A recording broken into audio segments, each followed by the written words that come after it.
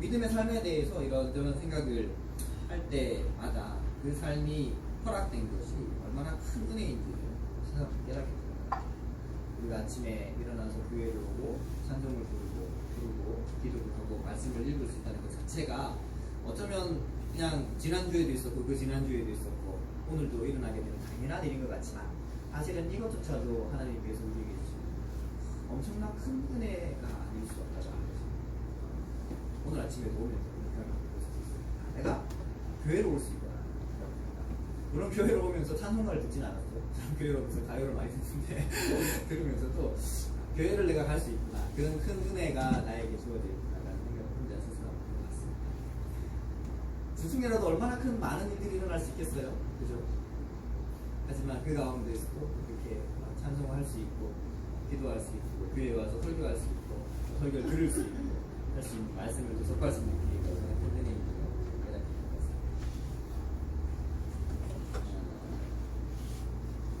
성도라는 것, 그리스도인이라는 것 그런 것 같아요. 그런 어려움과 그런 감사함의 연속의 삶인데 근데 다행스럽게도 그런 힘듦과 그런 은혜의 그 삶이 우리 각자가 홀로 독불장군처럼 살아가는 건 아니라는 겁니다. 정말로 다행인 것 같아요. 만약 우리 홀로 그런 삶을 살아라고 했다면 아무도 우리는 이 자리에 있을 수 없을 겁니다.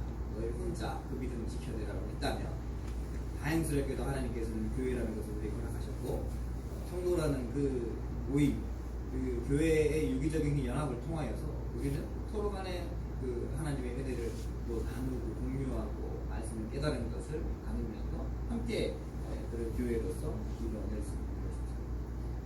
그 중에서 가장 큰 위로는 아버지 하나님과 그리스도 되시는 예수님과 버리심을 받은 성령 하나님께서 우리 성도의 길, 그 교회의 길에 함께 하신다는 겁니다. 이게 사람의 모임이 아니라 하나님께서 함께 하시는 그 교회라는 것을 하나님께서 함께 하시기 때문에 그것이 얼마나 큰 위로인 것 바울이 말하는 성령의 열매도 이와 밀접한 관계가 있는 것 같아요. 믿음으로 살아가는 하나님 나라에 속한 성도의 삶에 드러나야 할 열매, 그것이 바로 성령의 열매인 것이죠.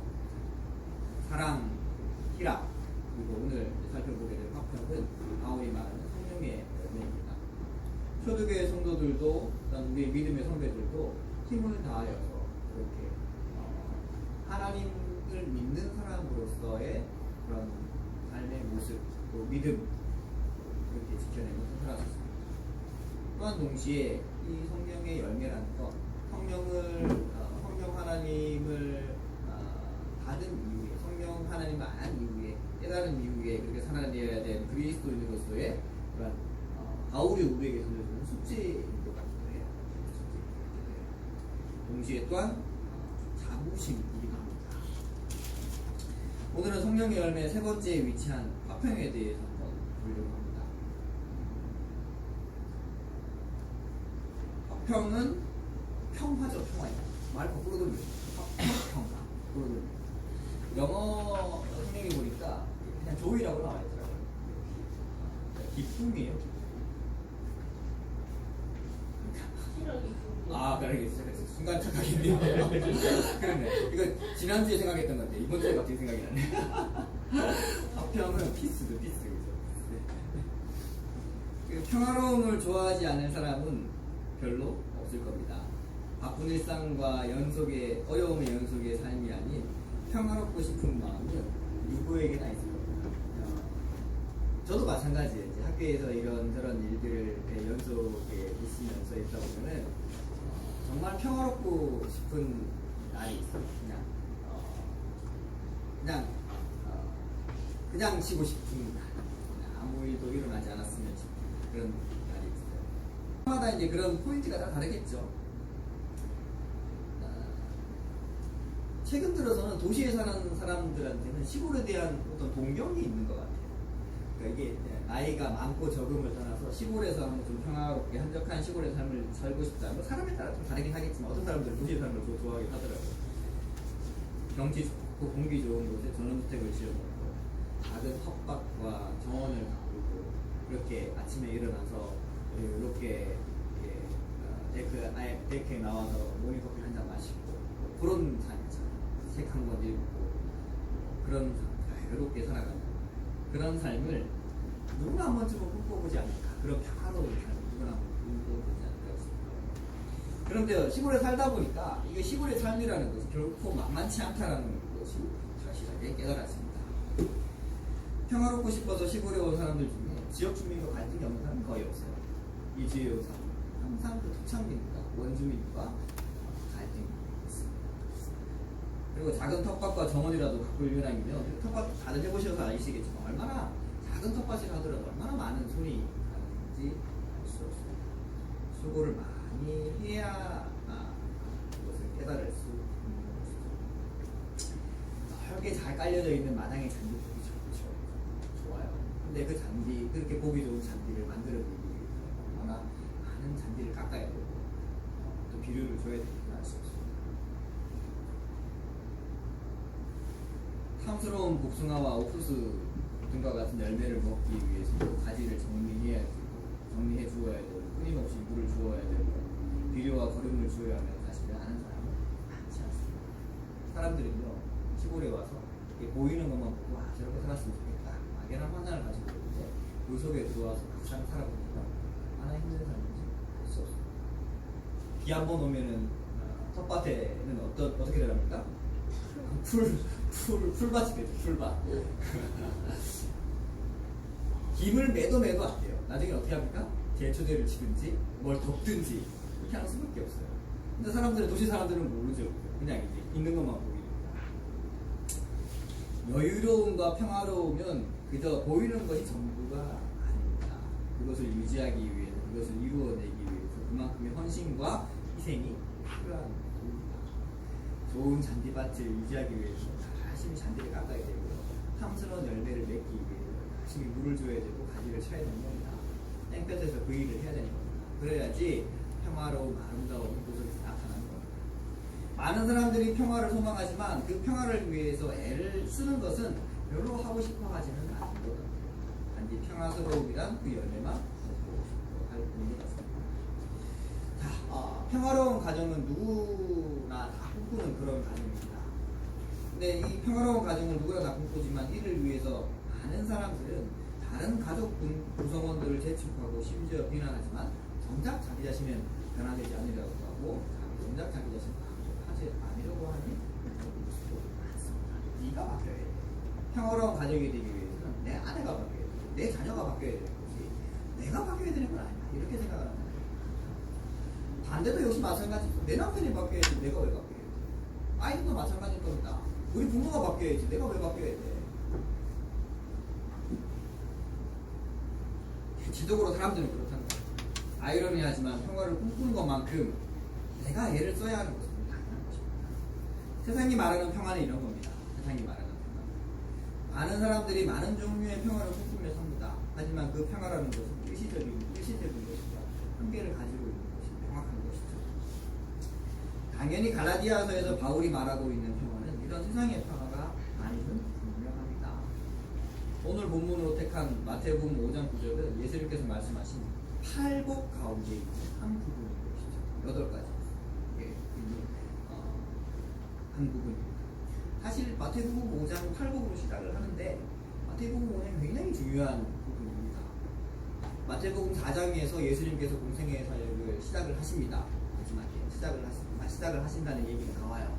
그러고 난 다음에 바로 나오는 것이 마태복음 5장의 팔복이 8가지 복에 대해서 사람들은 근데 사실 많이 오해를 8가지 복에 대해서만 이야기를 해요. 그 팔복이 무엇을 가리키고 있는지에서는 사실 이렇게 별로 관심이 없는 것 같아요.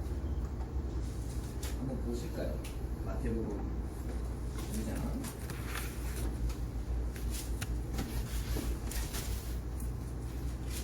3절부터 워낙 유명하니까 같이 한번 읽어봤으면 좋겠습니다. 3절부터 10절까지 한번 같이 한번 읽어보시죠. 시작.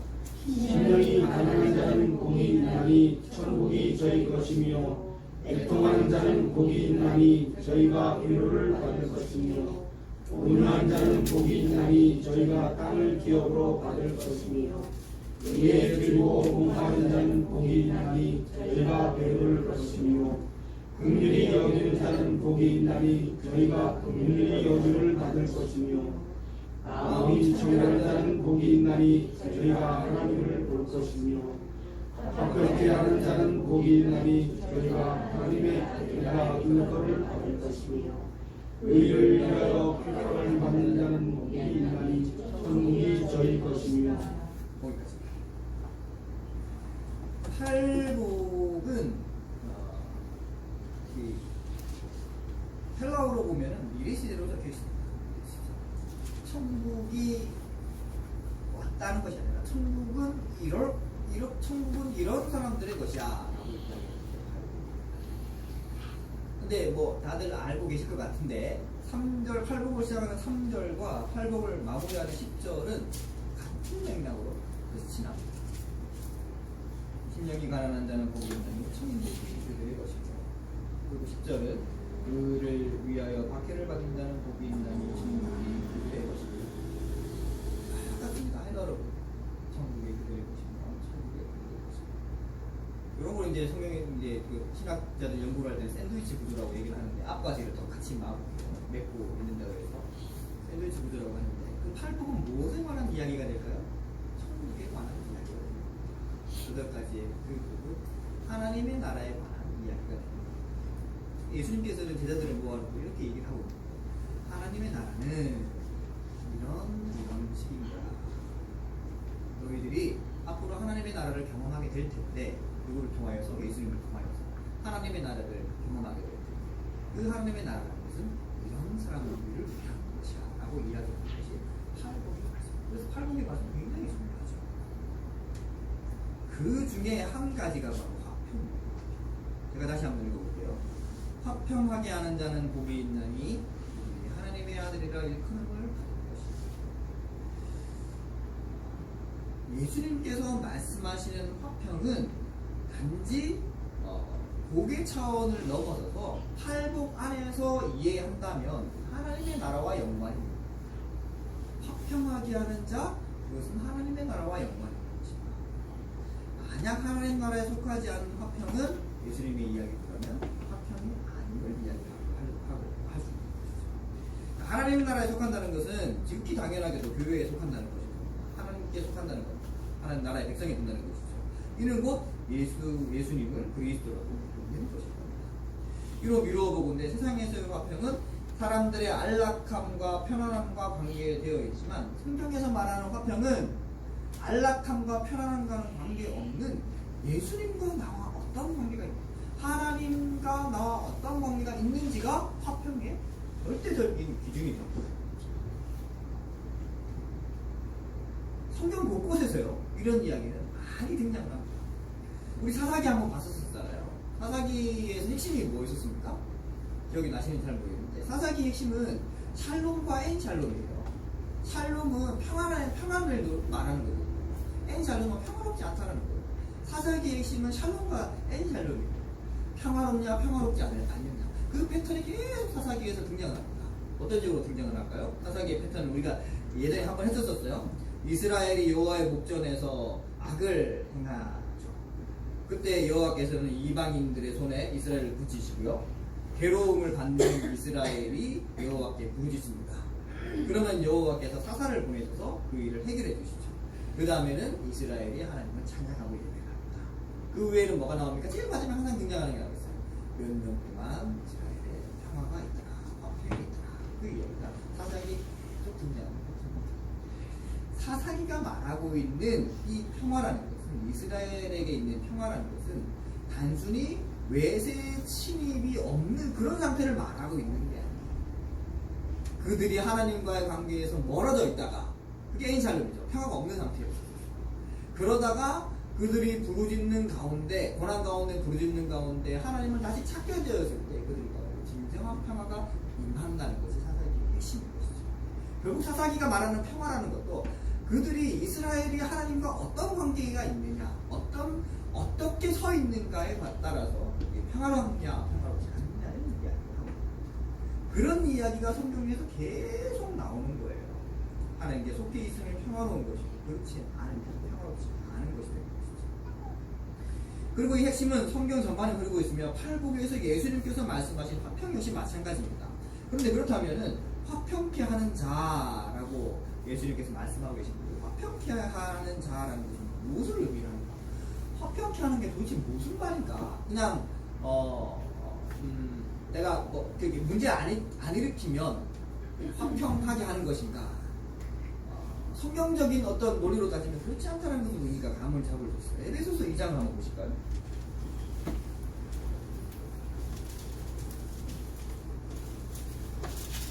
에베소서 2장을 보시면 14절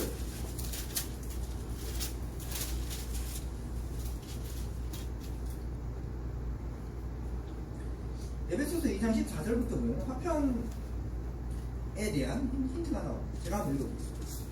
그는 우리의 화평이신지라 둘로 하나를 만드사 원수된 것 곧 중간에 막힌 담을 자기 육체로 하시고 법조문으로 된 계명의 율법을 폐하셨으니 이 둘로 자기 안에서 한 세 사람을 지어 화평하게 하시고 또 십자가로 이 둘을 한 몸으로 하나님과 화목하게 하려 하심이라.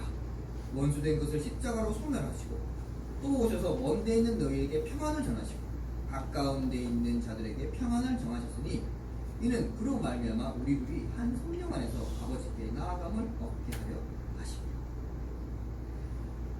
바울이 에베소 교회에 말하고 있는 이 화평안에 대해서 이렇게 얘기를 하고 있습니다. 어떤 내용입니까? 예수님이 이런 분이 오셨고 예수님이 이름이라는 분이 십자가에 달려들어가셨다. 이 십자가는 유대인과 이방인의 벽을 허물어 버렸다. 그 이야기는 무슨 이야기입니까? 너희가 이전에 알고 있던 그 율법이 아니라 이제는 예수 그리스도를 통해서 화평을 하는 것이다 라고 바울이 얘기를 하고 있는 것이죠. 화평하게 하는 자, 화평하게 하는 자는 그러면 뭐가 될까요? 율법이 아니라 예수를 바라보는 자, 예수를 그리스도로 고백하는 자, 이를 통하여서 하나님의 나라의 백성이 되는 자, 이 자가 바로 화평케 하는 자. 그분은 예수님은 이전의 율법을 폐하시고 새롭게 하셨습니다. 예수님께서 팔복에서 말씀하신 화평케 하는 자는 바로 이런 의미가 있는 거죠. 구약의 율법을 따르는 것이 아닌 율법을 완성하시는 예수님을 그리스도로 고백하는 것. 율법은 유대인과 이방인 사이에 벽을 만들었지만 예수님은 그 벽을 허무셨고, 율법은 여러 가지 굴레로 씌워 인간들을 괴롭게 했지만 예수님은 그 괴로움에서 참 자유를 허락해 주셨습니다. 그러므로 말씀에서 말하는 화평케 하는 자는 아무 일도 일어나지 않는 그렇게 평화롭게 사는 피스메이커가 되라는 것이 아니라 예수님을 그리스도로 고백하고 이전에 율법을 따르는 삶이 아닌 믿음으로 하나님 나라에 속하는 자, 그런 자가 화평케 하는 자인 것입니다. 이것이 진정한 화평이고 평화인 것이죠. 성경에는요 그런 이야기들이 곳곳에 등장을 합니다. 마태복음에 보면 이런 이야기가 나오죠. 제자들이 예수님과 함께 갈릴리 호수를 배를 타고 지나갈 때였습니다.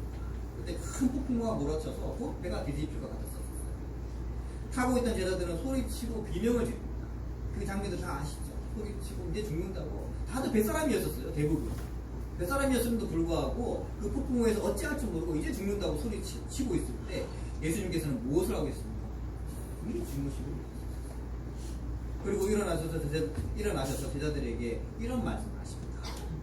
어찌하여 무서워하느냐? 이 믿음이 작은자라. 여기서도 화평을 볼 수 있습니다.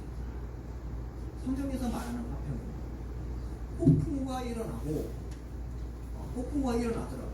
곧 배가 침몰을 할 위기에 있더라도 예수님과 함께 있을 때, 예수님을 믿고 그분 안에 있을 때 그것이 곧 화평이라는 겁니다. 제자들은 알지 못했었습니다. 그래서 예수님께서 책망하죠. 왜 깨닫지 못하는 이 믿음이 작은 자들아? 왜 너희는 나와 함께 있으면서도 화평한 자가 되지 못한다, 평화로운 자가 되지 못한다, 그 믿음에 대해서 책망을 하셨다. 화평은 죽을 만큼의 풍랑 속에서도 예수님과 함께 있다면 경험할 수 있는 것입니다. 생명의 위협을 당하는 순간에도 예수님 안에 있다면 경험할 수 있는 것입니다. 누가 그랬습니까? 스테반이 그랬습니다.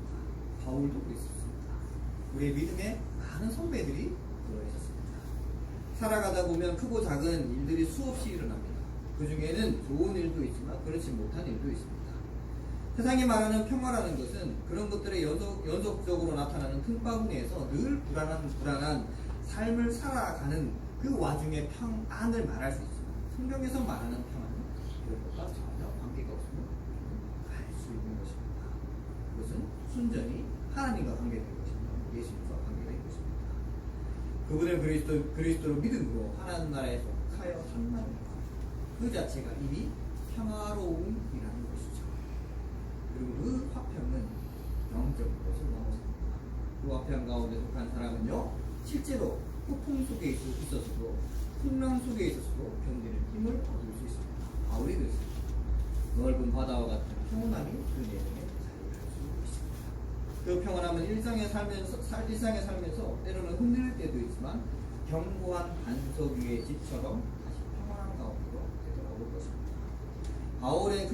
바울은 그런 평화, 그런 화평을 전했었습니다. 그리고 그 화평은 성령의 열매라고 말하고 있습니다. 바울은 이미 그 화평이 무엇인지를 깨달은 사람이었습니다. 그리고 그 화평을 자기가 깨달은 그 화평, 예수 그리스도 안에서 누리는 그 평화로움을 전하며 전했습니다. 세상에서는 볼 수도 없고 세상에 줄 수도 없는 화평은 오직 예수 믿고 그리스도를 믿을 때 그 나라에 속하여 살 때 경험할 수 있는 것입니다. 그래서 세상 사람들은 이를 이해할 수 없죠. 왜? 너희는 고난 가운데서도 힘든 가운데서도 이렇게 평화로울 수 있는가? 세상 사람은 그래서 바울은 그 화평을 성령에 발견하고 말하는 것입니다. 우리는 그 화평 속에 살고 있습니다. 일상의 일이 힘들 때도 있지만 그 믿음의 뿌리가 예수님 안에 견고하게 내려져 있습니다. 이런 고민들, 예수님께서 주신 그 화평들을